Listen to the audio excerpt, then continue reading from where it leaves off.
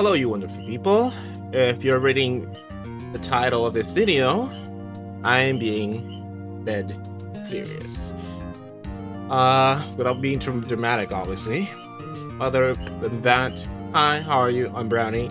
I have a gaming channel, but this channel is dedicated for entertainment, for movies, for anime, manga, anything that isn't gaming related will be here.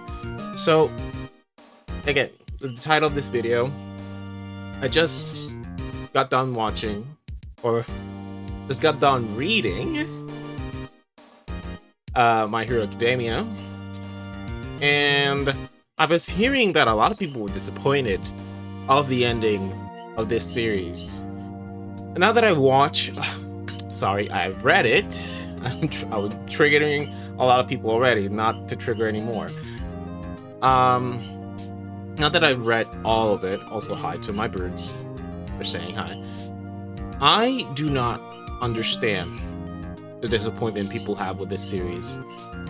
From day one, it had a theme, it had a goal in mind, is making Deku Midoriya, Izuku Midoriya, his story, telling his story of how he became the world's greatest hero. And he did. He actually did. Because overall this series, I mean across the series, or across the episodes or chapters, what have you, it's him becoming a hero, and also displayed a thought when Slane came in. Is like, what is actually a hero? Is it people who want to be famous and that's it? These aren't heroes. The only one I consider a hero is All Might, because this, and that. And ever since that episode, it had another theme layered into it. And then, with a whole Endeavor thing, it added another layer into it. And put a lot of questions. Like, what is actually a hero? Is this person should be considered a hero? How he treats his family and whatnot? How he treats others? Is a hero really someone who just wants to be famous? Do they really care about saving people, or just want the attention? And that's one of the things I love about this series. If it stayed the same, I think I wouldn't have continued with it. I think many of us would have continued with it. I would like to know what stuff made you disappointed of this series, because I feel like it nailed it. Not only that, it displayed stuff from other characters that I didn't think it would get a limelight, but they did. They got their time to shine, and they did it well. So I'm like, what was this disappointment? I had to stop there because my bird had a moment there. Like, what was the disappointing thing for you? The fact that Midoriya didn't keep his powers? Like, were you not reading the final chapters of what was happening? Or was it because... That's another thing. I've been seeing a lot of thumbnails how he went back to being a normie, and it pissed off a lot of people. From the second episode, he was a hero, or displayed traits of being a true hero. From there, someone being quirkless and not caring if he had powers or not, he just rushed in. His body moved on its own, tried to save Bakugo. Like, it answered what actual hero is, and him being an example at the ending made a lot of people strive for that, not just for the fame. It's just helping people out, genuinely. And people who are disappointed, he's just a teacher, and not in... I think he's not a teacher in a My Hero Academia. He's a regular teacher, like kind of how it was in the beginning, like him being a normie and all that. Like, if you know about Izuku's character, He was humble since day one and stayed true to his character. People say that there had no development on Izuku Midoriya it's laughable. You think that way. Like, yeah, his personality didn't change much, but his thought process did. Like, he realized he couldn't save everyone. Those shocking moments. And if he had to, he would have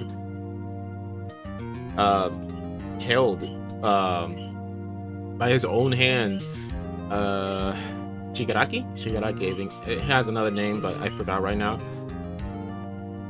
But because he's a smart kid, if there was really no way of saving Shigaraki, he would have ended it way sooner. But he was so determined to saving him because there was a way, when other people just dismissed that. Not every show needs a huge character development to be interesting. Many people point out that another series that's very popular, One Piece, that Luffy did not have a character development because his personality is kind of the same throughout the whole show. Until you realize that someone pointed out on a TikTok, I don't remember this creator's name right now, but people who think that Luffy did not have a character development do not realize that he was the type of person who did not run away from a fight. But in I always call it Bubble Island, the arc where the Straw Hat crew got separated, Luffy did not run away from a fight. He did not want to do that. But in that moment, he realized the severity of the situation, and because he cared about his crew, he said, "Let's run away, guys. This is not it. We're about to get smoked. We need to leave." I'm sure. I'm running on a high right now because I was reading through 20, 30 chapters for at least 4 hours. So I'm on a high right now because it ended, but I'm sure there's something in there, Midoriya, that is character development, even if it's just minor. Actually, I can think of one right now where he thought he had to do things all by himself. And then his classmate, his friends realized, dude, you don't have to do this alone. I think that's worthy, you know? Anyway, I didn't mean to go over 10 minutes on this. It's just, I find it really strange. Either you were so enamored by the way how a series should go, how it should end, this and that, and when it doesn't go your way, you say it's bad, you say it's trash. Not saying My Hero Academia is peak, not saying that, but if it's not peak, it's trash for y'all. Like, what is wrong with y'all? Really? Anyway, I better calm down before I do anything that's disrespectful. I love how this show was handled. And I'm really sorry if you don't feel that way, but it handled its characters, his storyline, everything really well.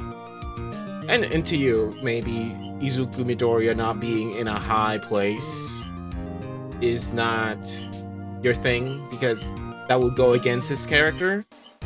I don't know what to say. It's like the same people who are mad at Gohan being garbage when he just puts his family first. And yeah, Goku, the Dragon Ball superhero, made him a little bit shine there, which was really a Piccolo movie, not a Gohan movie. But it made him realize that you have to step up sometimes. Like, you don't want to fight, you don't want to do this, but sometimes if your family's endangered, you have to step in. But he's a way better character than Goku. I've seen people give praise to Vegeta because he actually cares about Bulma and Trunks. But Goku, he only cares about fighting. Then Gohan tries to care about his wife, Videl, and then his daughter. Like, how is that so bad for y'all? Anyway, I'm gonna stop. I'm pissing people off.